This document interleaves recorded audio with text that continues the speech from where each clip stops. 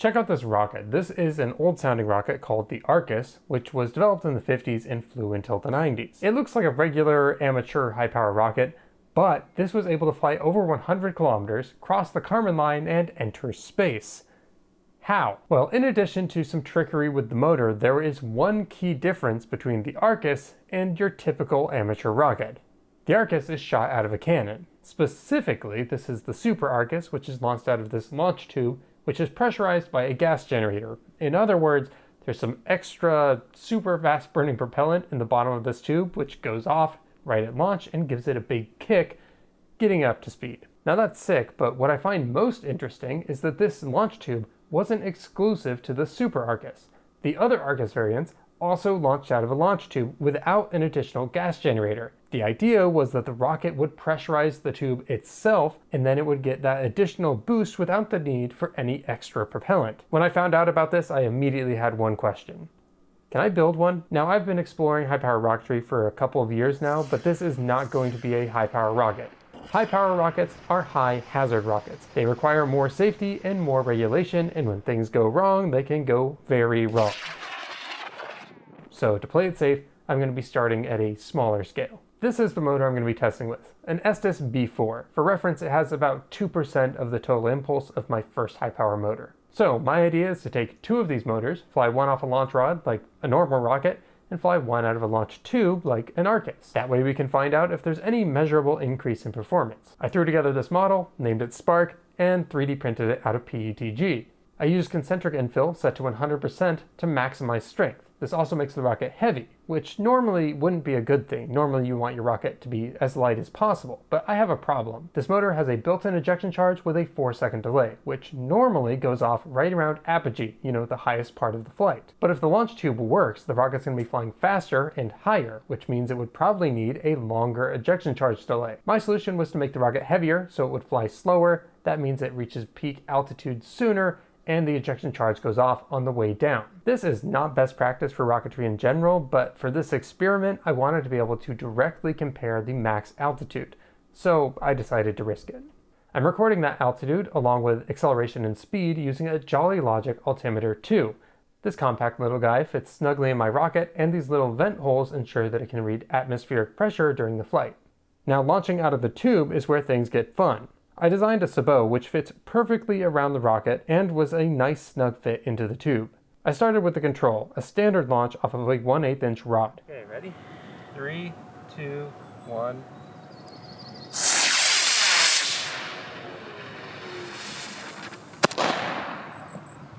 Nice. Did that work how you wanted it to? That was pretty loud.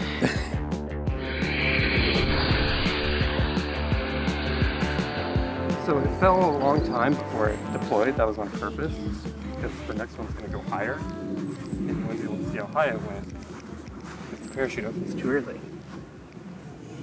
Whoa, it is crispy in there. It was a little wobbly, and it underperformed against the open rocket model, but that wasn't super surprising, and it's good enough to use as a reference. The bar was set at 81 feet of altitude, 48 miles per hour, and 6.4 Gs of acceleration. Okay. Speedy. So now we do the same thing again, but out of a tube.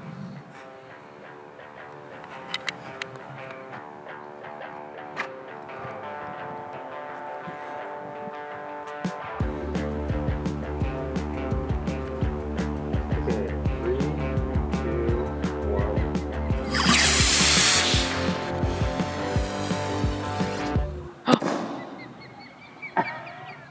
What the heck?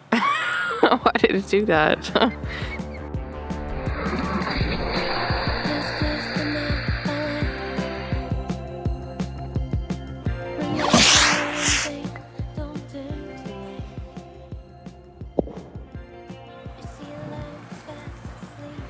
This got shot almost all the way back.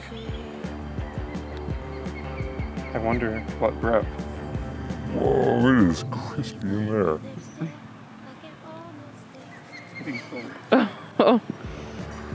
It's a carrot. How fast did it go? 31. I made everything worse. So that didn't go as expected. The performance was significantly worse. 2 Gs of acceleration instead of 6, 35% less speed, 40% less altitude, and yeah, the rocket arced over and crashed into the ground. So what happened? Well, to figure it out, I built a simulation of the system to see how it performs. Normally, in real engineering, you would do this before you test fly, but because I was operating on pure vibes, we're doing it after. My first thought was that there was just too much energy loss, too much friction, or too much gas leaking, or maybe the Sabo was just too heavy. But yeah, it was none of those things. As soon as I put the simulation together, before I even added leaks or friction, it was already slowing the rocket down. The issue was that as the rocket is moving down the tube, it's pulling a slight vacuum behind it. And this is pulling it back, like when you put your thumb over a syringe. This is just killing performance. In fact, when I added some leak area to the simulation, it actually made performance better because it meant the rocket wasn't as effective at pulling a vacuum. With the leak rate and friction all added in, this is what we get. This is our velocity. You can see it's continuously below the control, and you can see it actually gets worse over time. Initially, the motor is almost keeping up. It's still a little behind the control rocket, but around about 200 milliseconds, it starts to deviate, and eventually it goes negative. The rocket actually slows down unless I don't have it in distance, but say an inch of the tube. It's actually pulled such a strong vacuum that the rocket is slowing down. You can also see this in the pressure plot. As it's going along, it never even gets to 2 kilopascals. That's tiny. There's basically no pressure there. And eventually it goes to -6 right before the rocket leaves the tube. And again, if you look at acceleration, maybe in the first 20 milliseconds, there's a little blip where it's accelerating a little faster, but from there forward, it's under the control, kind of matches it around 175, and then big negative acceleration. -10 Gs of acceleration. I don't believe that this is super accurate, but what it shows us is that this was never going to work. It turns out that this tube is just too large for the motor. As the rocket's moving, that's creating new volume that the motor has to fill, and it just can't keep up. It worked for ARCAS because that motor has a much higher mass flow to area ratio. It was never really going to work for me. But knowing that, what if we just make the tube smaller? It turns out that the limiting factor here is actually the altimeter. I can't fit it in a rocket that's smaller than 1 inch in diameter, so I had to go to the next smallest standard pipe size, which is 1.5 inches. So let's run the model and see what happens when we decrease the tube diameter to 1.5 inches. This looks much better. The model's telling me that I'm going to get a significant performance boost. The problem is I need to actually fit the rocket in the tube. To make sure the rocket was stable, I had to put fins on it, but I only had about 1/4 inch on either side of the body, so I had to get a little creative. This is where I'm going to hop over into Onshape and introduce you to Spark 2. Onshape is supporting this project through their creator program, meaning I got access to the full pro version of Onshape. And if you want to try it out for yourself, there's a link in the description. You click on that and you get 6 months of Onshape Pro for free. If you're an engineer or even interested in modeling and computer-aided design, I highly recommend trying out Onshape. I've been using it pretty much from the beginning, for over 10 years, and it's absolutely professional-grade CAD software. With all the product management tools you can need to track iterations, has built-in simulations, rendering, CAM, and more.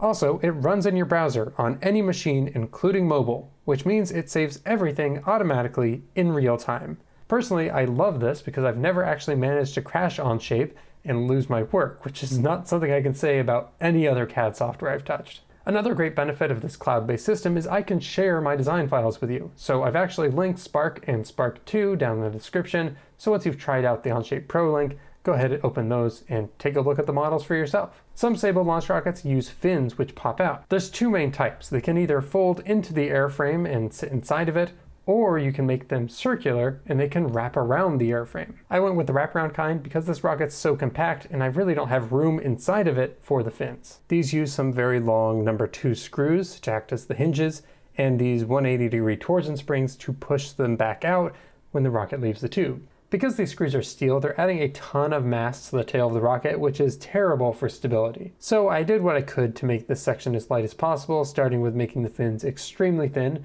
When I 3D printed them, they were literally just 2 lines of filament. Also, this time I didn't use 100% infill around the motor just to save a little mass. Now yes, making it lighter could help performance, but it turns out the extra hardware offset it. I think it was actually a little bit heavier than the original Spark. I spent a lot of time going back and forth on Sabo design. Okay, hang on, I actually need to figure out how to say this word.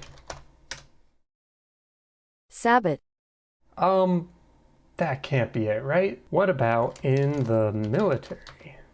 In the military, the word Sabo is pronounced Say-Bo, rhymes with say so. Special carrier shoe that wraps around small projectile. Okay, perfect. That's what we're looking for. Okay, this is good enough for me. It's called a sabot. That's what I normally call it. I know earlier in the video I called it a sabot. I was trying to be fancy, I guess. Anyway, where were we? I spent a lot of time going back and forth on the sabot design. Originally I was doing something like this. This is like a piston. The rocket sits on top of it. The motor thrust comes through this hole. I was just a little worried that the motor thrust would like create drag on that hole and pull it off the back of the rocket. Then you lose your seal, all the gas leaks out, and it's not very effective. So instead of this, I went back to a clamshell design, but much smaller than the original. I also added this sawtooth pattern, which is to lock the two halves together, but also hopefully it slows down any gas that's trying to leak out through the gap. Speaking of leaks, there's also these grooves, which are for foam seals.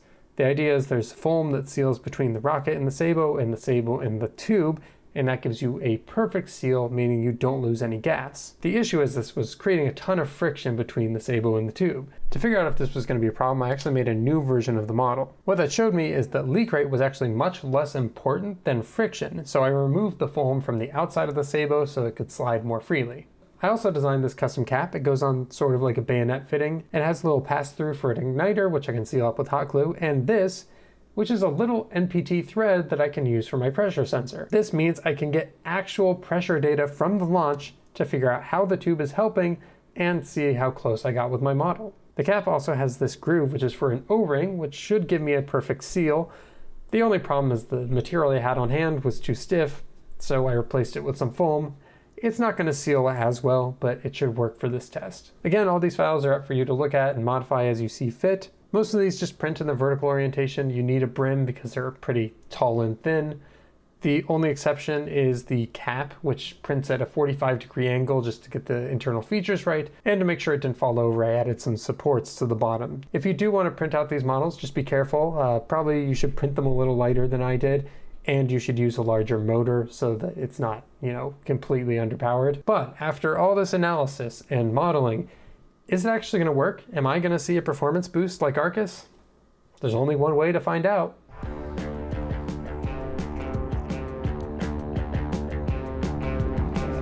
So why do you have gloves on this time? Oh, because I'm gonna put grease, because these fins are like super thin. Like if I pull it up to the light, see straight through them. I'm a little worried that when it goes off, the heat is just gonna melt them instantly. So I'm gonna put lube on them. That'll also make it lower friction, so hopefully it goes faster.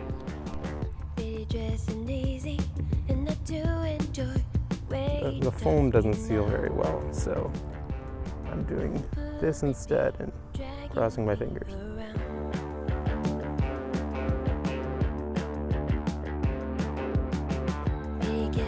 All right, 3, 2, 1.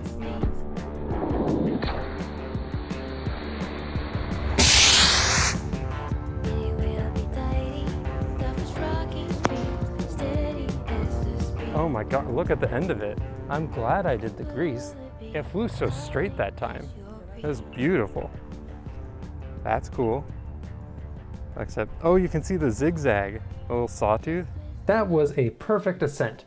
Dead straight on the way up, it arced over, ejection charge went off on the way down, which is what I designed it to do. One small reminder, if you're gonna film a rocket launch, especially one with no clouds, you should probably put your camera in manual focus and set it to infinite distance.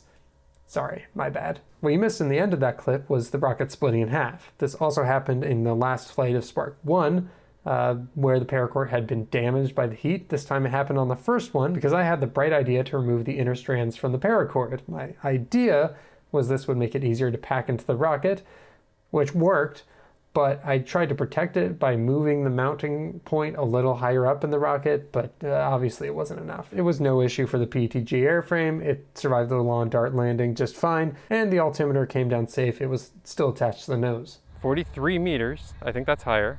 Wait, why is it in metric? 11 meters per second. Oh no, I don't remember what the other ones were in metric. I have to go double check my units. Yeah, so those numbers don't make sense. For reference, here's the stats for all 3 flights. What this is telling me is that we went 75% higher, but going half the speed and half the acceleration. That just can't be right. Just to double check, I'll pull up the pressure data as well. So I'm saying the rocket's probably moving here around 100 milliseconds, and then the pressure drops between 325 and 350. So that's where we're leaving the tube. That means that conservatively, we've traveled the 5 feet length of the tube in a quarter second. Physics tells us that we must have accelerated at a minimum of 5 Gs, not 3. As more evidence, here is the video and tracker. I'm using the length of the tube as a reference, and we can see that the rocket exits the tube at around 12 meters per second and continues to accelerate. That's already faster than the top speed estimate from the altimeter, and again, if we do some math, to reach 12 meters per second in 5 feet, you need to accelerate at about 5 Gs. Also, that's average acceleration in the tube. The actual peak acceleration should be higher than that. So I'm just going to ignore the acceleration and speed data from the altimeter. Cheap accelerometers are known for having issues that can be confused or even permanently damaged from shock and vibration, so I'm probably just getting bad data. Maybe something weird happened at the beginning of the flight that confused it, or maybe it's just permanently damaged from that hard landing with Spark 1. But it's not all bad because this altimeter also has a barometric pressure sensor, which is how it gets the final altitude. That sensor is telling me that the peak altitude was 72% higher this time, which means we got roughly 72% more energy out of the motor just by sticking it in a tube, which is like upgrading from a B motor to a C motor for free. And that's with the extra drag from these goofy fold-out fins and springs, and also from the Sabo. Yeah, if we go through that video frame by frame, you can see that it takes the Sabo a long time to actually peel off the rocket, almost half a second into the flight. This is something I was worried about. Before the flight, I did a couple tests manually blowing the rocket out of the tube like a giant dart gun. On the first try, the Sabo got stuck to the rocket and it seemed like the adhesive backing around the foam was sticking the two halves together. So I trimmed most of the foam off of the front, leaving the back intact so it could still seal. This also meant the front would scoop the air and try to pry the clamshell open. This seemed to fix the issue in the dart gun test, but not in the actual flight. Either way, the rocket still flew stable and to a much higher altitude, which just goes to show that it's a good idea to do your analysis before you go into flight. Speaking of analysis, how close was I? So we're going to take a look at the last model I ran before the flight. This was my best guess at what the actual performance was going to be. I weighed the vehicle, I measured friction by pushing it into the tube with a kitchen scale. I assumed that it was going to leak around the outside of the Sabo because there was no foam there, and I got a drag estimate out of OpenRocket. Threw that all in there, and I was predicting we would get 80% extra energy. That's excellent. That is really close to 72. You can also see this simulation is how I ended up at the 5-foot tube. You can see that it's consistently accelerating harder than the control, up to almost 20 Gs, and then it leaves the tube right where the curves are about to cross. This is where the pressure would go negative and I'd get that suction effect slowing the rocket down. That indicates that a 6-foot tube might actually pull a vacuum and slow the rocket down, and a 4-foot tube would leave some energy on the table. So I went with 5. So it seems like the model is doing pretty well, but it turns out I was right for the wrong reasons. When I overlay my model's pressure on the test pressure, they're nowhere near each other. To try to match the test results, I ran a Monte Carlo simulation, which is where you randomly change variables. I was varying friction, leak rate, and gas temperature, but the best I could come up with was this. And I think I know why. Buried deep in this code is the assumption that mass flow is proportional to thrust, which kind of makes sense. The B4 motor has a partial core, which means at the beginning there's more propellant burning, and then thrust drops off and you have a long sustaining burn. This means that I can't really assume a constant mass flow rate, so as a hack I just linked mass flow directly to the thrust curve. But if we just look at the rocket thrust equation, you can see that there's more going on here. Yes, as mass flow is increasing, so does thrust, but these other variables are also changing. That means I'm overestimating the mass flow coming out of the motor at the beginning of the burn and underestimating it later on, which aligns with my model kind of predicting a harder acceleration than I'm actually seeing in reality. If I had to guess, I would say friction's accurate, leak rate's probably accurate, gas temperature is probably higher than I'm assuming, over 1,000 Kelvin, which makes sense for black powder, and then the mass flow is just a little bit reduced. I could spend some time tweaking the curve and mellowing out that peak, but at this point the rocket's flown, the model's done its job, and I think it's time to call it. Anyway, I'm much more interested in reviewing the actual data because there's a lot of interesting stuff in here. At ignition, you see this instant pressure rise and then that dies very quickly. This is pretty standard for electric igniters. They burn very hot and fast. That temperature drops really quick, so you kind of get a pressure wave and then a drop, and then as the propellant starts to actually light, it comes back up. And that's maintained almost the entire way through the tube. Honestly, if anything, I could have made the tube longer. When the rocket leaves the tube, you see a sudden drop and then it starts ringing. Like, the magnitude of that wave is kind of crazy. It's basically as high as the initial pressure. And we can actually measure the frequency. It's about 75.5 hertz, which sounds like this. Doesn't that just sound like a big tube ringing? But anyway, if we look back where the rocket's still in the tube and accelerating, we get this sort of double peak effect. That initial sharp rise is because the rocket's at the very bottom of the tube, there's a very small volume and that builds pressure very quickly. But then that expands and cools, and then the motor thrust starts to ramp up, catches back up, and it drives pressure a little bit higher just for a moment. It gives you the second peak. Now, if that's what's going on, I can't really replicate it in my model. Obviously, there's problems with my model, but the timing seems to be a little bit different than I would expect from the standard thrust curve that's published. So either this motor performed a little differently than the baseline, which would not be surprising at all. I mean, it was pretty old and motors are already pretty variable, but it could be something else. One interesting idea that comes to mind is something known as secondary combustion. This is where you get CO, carbon monoxide, produced by your motor, that mixes with hot O2, reacts, and forms CO2 in a sudden decomposition. That gives you a sudden pressure peak, which would look like a second peak in your pressure trace, like what I'm seeing here. At least that's what I've heard anecdotally.